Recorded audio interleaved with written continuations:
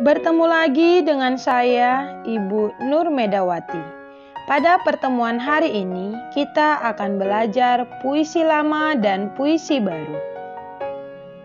Puisi lama merupakan jenis puisi yang terikat oleh berbagai ketentuan, seperti banyaknya larik setiap bait, banyaknya suku kata pada setiap larik, ataupun pola rimanya. Puisi lama dibedakan atas beberapa jenis. 1. Pantun. Simaklah contoh pantun berikut ini.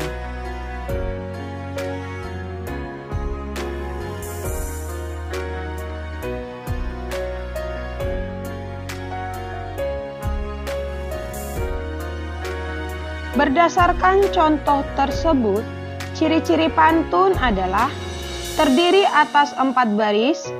Tiap baris terdiri atas 8 sampai 12 suku kata. Baris 1 dan 2 disebut sampiran, baris 3 dan 4 disebut isi pantun. Pantun memiliki rima akhir dengan pola A, B, A, B.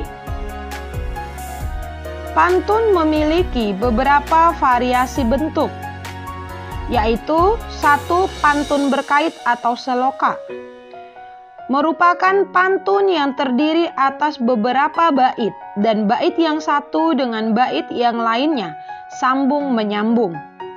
Baris 2 dan 4 pada bait pertama dipakai kembali pada baris 1 dan 3 pada bait kedua. Simaklah contoh pantun berkait atau seloka berikut ini.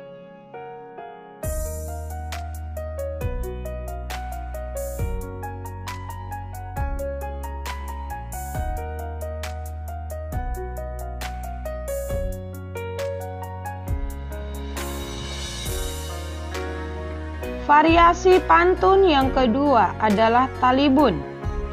Talibun merupakan pantun yang susunannya terdiri atas 6, 8, atau 10 baris.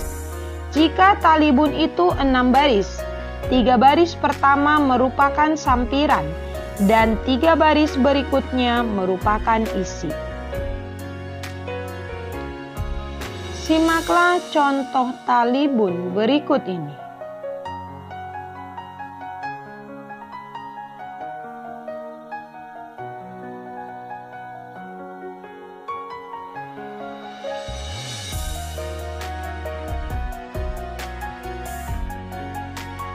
Variasi pantun yang ketiga adalah pantun kilat atau karmina. Merupakan pantun yang terdiri atas 2 baris. Baris pertama sebagai sampiran, baris kedua sebagai isi. Simaklah contoh karmina berikut ini.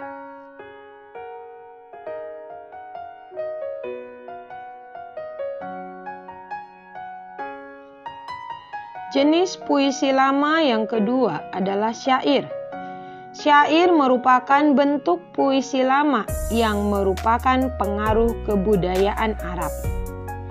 Simaklah contoh syair berikut ini.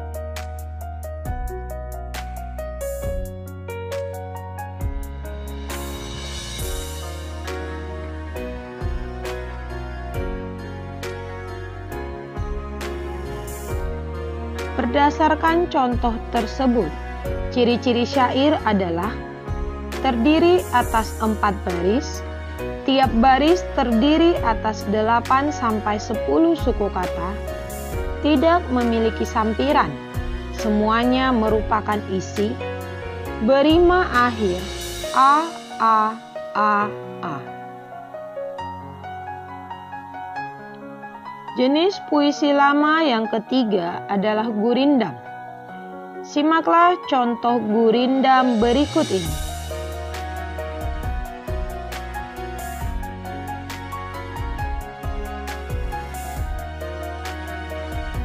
Adapun ciri-ciri gurindam adalah terdiri atas 2 baris. Baris pertama merupakan sebab, baris kedua merupakan jawaban. Terdiri atas 8 sampai 12 suku kata, berima akhir A, doa, dan berisi ajaran atau nasihat. Jenis puisi lama yang keempat adalah mantra. Mantra adalah jenis puisi tua yang keberadaannya dianggap memiliki kekuatan gaib. Selain puisi lama, terdapat juga puisi baru. Puisi baru cenderung bebas. Yang membedakan puisi baru dengan karya sastra lainnya, seperti roman, adalah puisi baru padat makna, menggunakan kata-kata konotasi, mengutamakan keindahan kata-kata, disajikan dalam bentuk monolog, dibentuk dalam bait-bait atau baris-baris yang tidak selesai, bukan dalam bentuk paragraf. Berdasarkan isi dan cara pengungkapannya, puisi baru dibedakan atas beberapa jenis. 1. Puisi naratif, yaitu puisi yang mengungkapkan cerita atau penjelasan penyair. Puisi naratif terdiri atas 1. Balada, merupakan puisi yang berisi cerita tentang orang-orang perkasa ataupun tokoh pujaan. Contohnya, balada orang-orang tercinta dan blues untuk Boni, karya W.S. Rendra. Jenis puisi naratif yang kedua adalah romansa, merupakan puisi cerita yang menggunakan bahasa romantik yang berisi kisah percintaan dan diselingi perkelahian dan petualangan. Jenis puisi baru yang kedua adalah puisi lirik, berisi ungkapan perasaan yang tersusun dalam larik-larik atau baris. Puisi lirik dibedakan atas 3, yaitu elegi, merupakan puisi yang mengungkapkan perasaan duka. 2. Ode, merupakan puisi yang berisi pujaan terhadap seseorang, suatu hal atau suatu keadaan. 3. Serenada, yaitu sajak percintaan yang dapat dinyanyikan. Kata serenada sendiri berarti nyanyian yang tepat dinyanyikan di waktu senja. Jenis puisi baru yang ketiga adalah puisi deskriptif, merupakan puisi yang disampaikan oleh penulis untuk memberi kesan terhadap keadaan, peristiwa, benda, atau suasana yang dipandang menarik perhatiannya. Puisi deskriptif dibedakan atas beberapa jenis. 1. Satire, merupakan puisi yang mengungkapkan perasaan ketidakpuasan penyair terhadap suatu keadaan dengan cara menyindir atau menyatakan keadaan sebaliknya. Jenis puisi deskriptif yang kedua adalah puisi kritik sosial, merupakan puisi yang juga menyatakan perasaan tidak senang penyair terhadap keadaan atau diri seseorang dengan gamblang, membeberkan kesalahan dari situasi atau orang tersebut.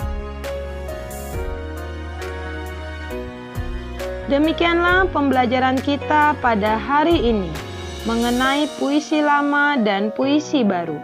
Bila ada hal yang kurang dipahami, silakan ajukan pertanyaan melalui kelas daring kita.